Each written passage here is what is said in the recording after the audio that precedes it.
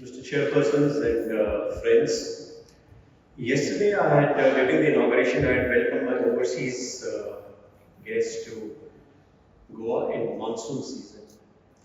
And today I welcome you, these overseas guests, to the burn capital of the world.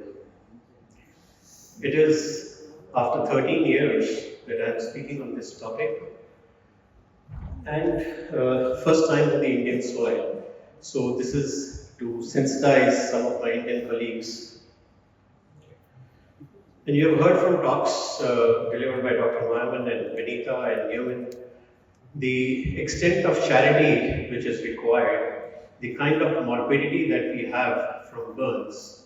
And through this talk, I'm just going to summarize all these arms of charity which we can use and what is their role in burn care.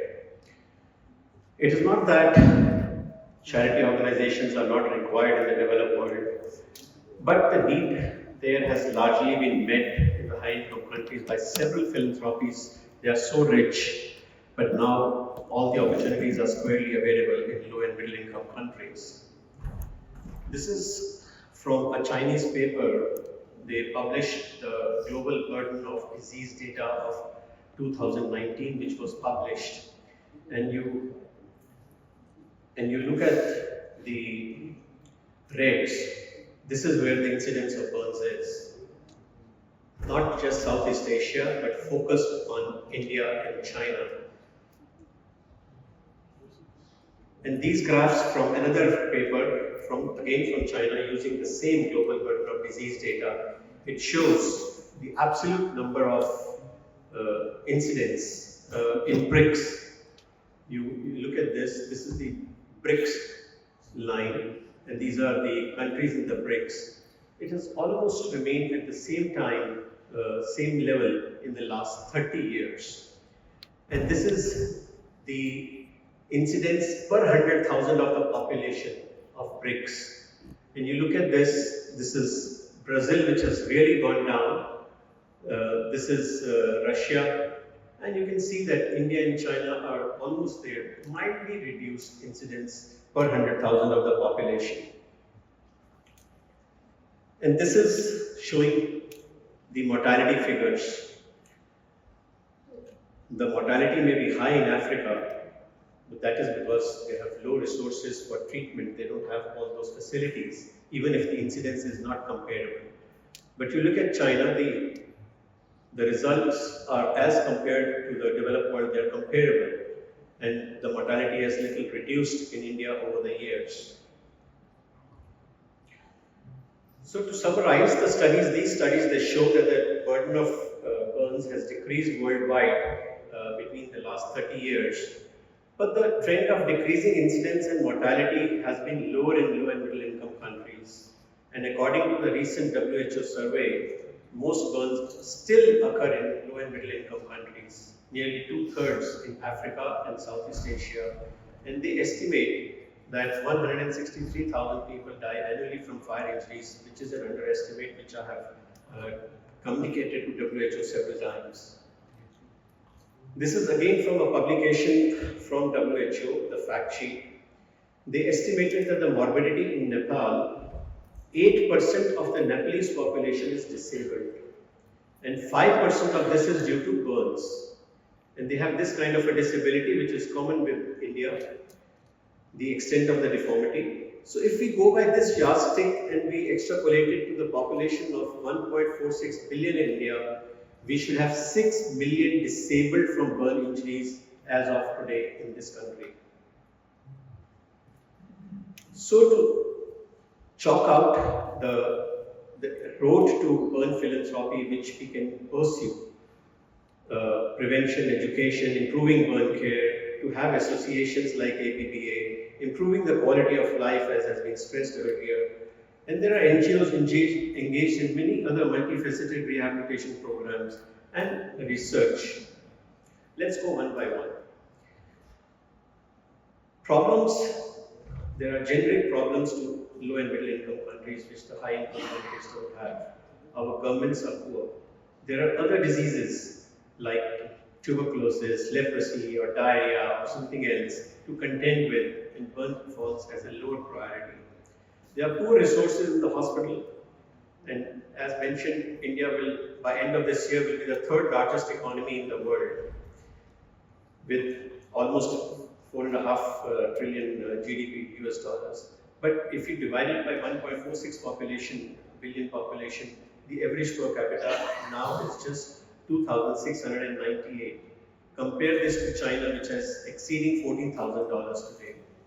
And the budget for health in India is less than 2% of the GDP. ISBI had engaged with WHO in about 2008 or 2009, and we had placed Professor Charles Mock. The ISBI paid the salary of Charles Mock to engage with WHO to do something about burns and burns prevention. And there was a consensus meeting which was somewhere in 2008 or 2009, which I was part of. And this was a document, monograph, which was published. It's summarized here.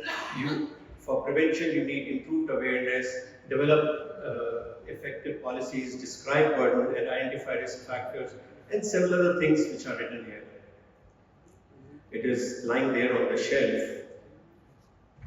And 10 days back, the UN Secretary General mentioned this, that UN keeps publishing reports and nobody reads them. So we are not going to publish them in bulk anymore. So this is what happens. You just keep having discussions about prevention and you're not able to implement them, and they keep lying on the shelf. So burn philanthropy opportunities, they definitely include primary prevention but are not limited to it. And no burn charity in the world is exclusively engaged towards primary prevention. You may have awareness programs, but you are not solely focused on burn prevention, because the problem to contain the burn incidence is so diverse, multifactorial, financially challenging, involving behavioral changes in the population which are poverty-stricken and illiterate. And here I tell you a story.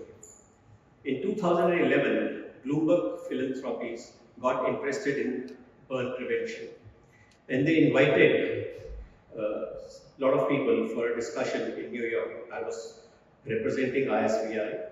Mike Beck was there, and public health people were there, and David Herrick, from WHO was there attending. Just before lunch, after we had made all our presentations, we were told, okay, we have heard you. We are going to give you $5 million. So come back after lunch, how you are going to use $5 million for burn prevention. We met after lunch, nobody had any idea, and Bloomberg Philanthropies lost interest in burn prevention, because even $5 million is not enough grant to carry out an effective burn prevention program which is measurable. They wanted measurable outcomes out of it. Next is education. You, of course, indulge in education which can be charitable work. There were two programs, essentially the ABLS and the EMSP programs, which teach you about burns management in the first 48 hours. So they are expensive. Then there is an interburns program, which is essential burn care program for basic burn care, and this is delivered free in the developing world, and they're doing a great job of it. We realize that burn education is not in the curriculum, at least in India, either in the undergraduate or postgraduate or nurses or rehabilitation program. And majority of surgeons providing burn care, at least in this country, are not trained formally for burn management. And I was invited by David Becky to deliver a plenary lecture in his Edinburgh conference to chalk out a new program for educating in burns. And we developed a module for treatment of burns beyond 48 hours, which could be delivered. And so many new modules were created by ISBI under the guidance of Michael Sergi, who's now the executive director in place of Liz and Gretchen. And there were so many other people who contributed to develop these modules. And the first of these modules was delivered at the 2014 Congress in Sydney, which was organized by Peter, and then subsequently, as I know, in Abidjan, Bali, Miami, and New Delhi, and this is going on. But what is charitable about this is that all costs were borne by ISBI free. It was free for delegates, which has never happened before. And this came from the Elsevier grant that we had in ISBI. And what is interesting about the Sydney program is that we had limited the participants to 100. And we were thinking we'll have 100 physicians from low and middle income countries, or majority of them will be from low income countries. And who attended this? People from higher income countries were there. So there is dearth of education, not just in low income countries, but in high income countries as well. We didn't stop at that. So during my presidency, we thought that we must have some clinical guidelines, as Naim had mentioned in his talk, so that we could guide the low and middle income countries on what is a reasonable care in burns. So our mission was to create a set of clinical practice guidelines to improve the care of burn patients and reduce the cost, and the recommendations for management of specific medical problems encountered in burn care, with recommendations which are supported by objective and comprehensive reviews of literature as well as expert opinion. So the treatment alternatives were provided, which may be placed into different classes, categories, to help providers during the treatment for their use. Again, the galaxy of brilliant people around the world were enrolled to contribute to this, some in the steering committee, some in the reviewing committee. And in 2016, we came out with this supplement in ISBI. Now, what is charitable about this is Elsevier had never allowed a download free of cost, and we prevailed on them that this supplement should be free of cost downloadable. Even till today, this downloadable free of cost. They have even translated it into Spanish. While this meeting was going on, my predecessor in ISBI, Professor Richard Kamel, he commented during the meeting, Rajeev, you will be surprised that we are making guidelines for low and middle income countries. There are several states in US which don't even have a burns unit.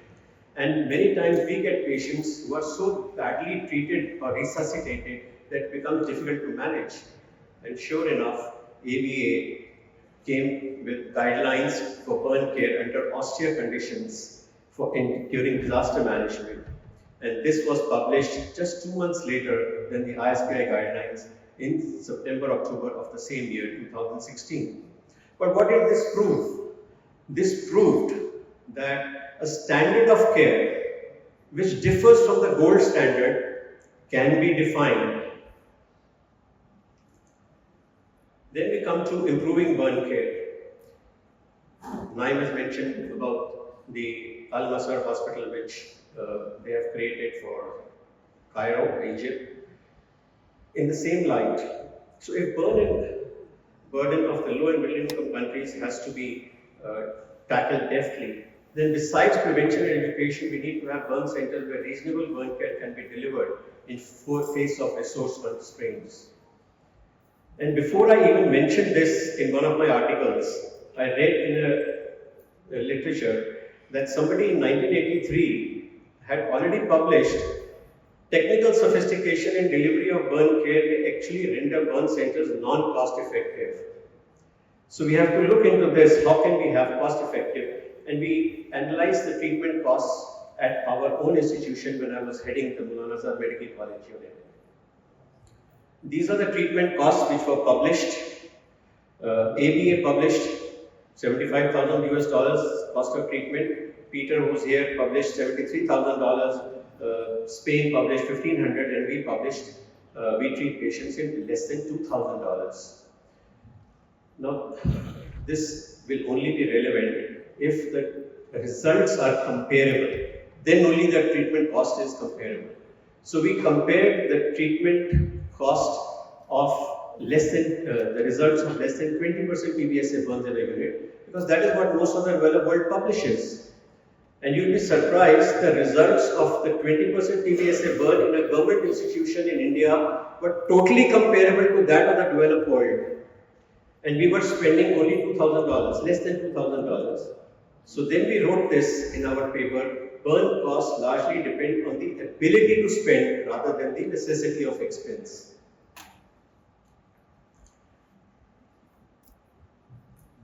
I mentioned this yesterday, how ABA came into formation. It was very surprising that Southeast Asia the Asia Pacific region has the largest number of burn injuries, and there was no association here. You had European association, you had American, you had Latin American, you had African, you had Middle Eastern, but you never had an Asia Pacific burn association. So we have been toying with this idea, and we came up with this association, and it was, like I mentioned, it was initiated in 2017, 2009, although we got bylaws in 2017. But what is very important is that till today, in the last 8 or 9 years that we have been there, the membership is completely free. Have you seen of any organization in the world where the membership is free in delivering educational material? This is what Vinita had mentioned yesterday. Every 3 months, we have these seminars on different topics with galaxy of speakers from across. All costs are borne by APBA. And these are the talks that we have had so far. And shortly after this APBC, we are going to launch a mentor-mentee program, which you will hear shortly in your emails, and it will be on our website. Newman had mentioned about the quality of life, improving the quality of life. Of course, in low and middle income countries, if you don't improve the quality of life, then what are you doing? Because you have a huge morbidity. But how do you improve the quality of life? First, you have to assess what is the level of quality of life that the existing burn survivors have, and then only you can have a yardstick to improve it. We didn't have a scale, so we used the BSHS scale, brief, modified it, culturally adapted it to our own Indian situation, translated it into Hindi, and then validated it. And then we assessed the same on our own data from our own institution in these publications. And what did we come to realize? That the age group was 13-36 years, mostly females, 25% totally illiterate. Average TBSA is 35.5%, not less than 20%. Average TBSA was 35.5%. Only 18% could get surgery during the hospitalization. Only 18%. So obviously the rest will have morbidity. They will get into functional deformities. Face was burnt, hand, 40% had hand burns, 25% had lower limb burns. Only 30% could resume work in 9 months. The per capita income at that time of India was $1,500 when this study was done. But the burn patients' per capita income was only $550 US. They were so poor. Our score on the scale was 2.36 compared to the Swedish score, who originally did this study, was 3.4. And look at the score on the work and economic impact, it was just 1.91. So you understand the importance of carrying out the quality of life improvement. So there are several NGOs which are engaged in the world, like I said, doing different facets of things like prevention, education, or advancing research. Peter is doing into 3D skin grafting, and others are doing into stem cell therapy, and so on and so forth. There is this hospital which I know, Humanitarian, established in here in Afghanistan, and like Al Nasser Hospital, Naim has created with a foundation in Cairo. So there are these institutions. We desperately need several of these institutions in this country. And similarly in India, there are so many NGOs which are doing this, Sunil's National Burn Center or Dr. Sharma's and several others. And to this, we have added our Burn Healing Foundation, which I started four years back, to improve the quality of life of burn care by providing surgical correction for post-burn deformities and to correct the functional deformities free of cost. You can visit our website. We have 24 partner hospitals. This is working on the model of Smile Train, and Till so far we have done 100 patients, which is not huge, but this is because most of the contribution, 50% of the contribution is from my own self, and then from family and friends and some grateful patients. There is no institutional support as yet, although we have all the licenses in place for receiving institutional support. We have all tax exemptions, but there are negligible negligible administrative expenses that we have in this foundation. As has been mentioned before earlier this morning, we need to have research focused on low and middle income countries. It's too expensive to buy Matriderm or Novosorb. Only very few patients can do it. I would request all those corporates that you have conduct research here to develop low-cost products which are applicable to us. And Tony Blair said, philanthropy is creative, not passive. It seeks to disrupt, not follow conventional thinking. I exhort all my younger colleagues to please volunteer their time and skills and advocate about burn awareness, do some fundraising, and do some donations. This is stated by our ex-president, Dr. Abdul Kalam. Thank you very much.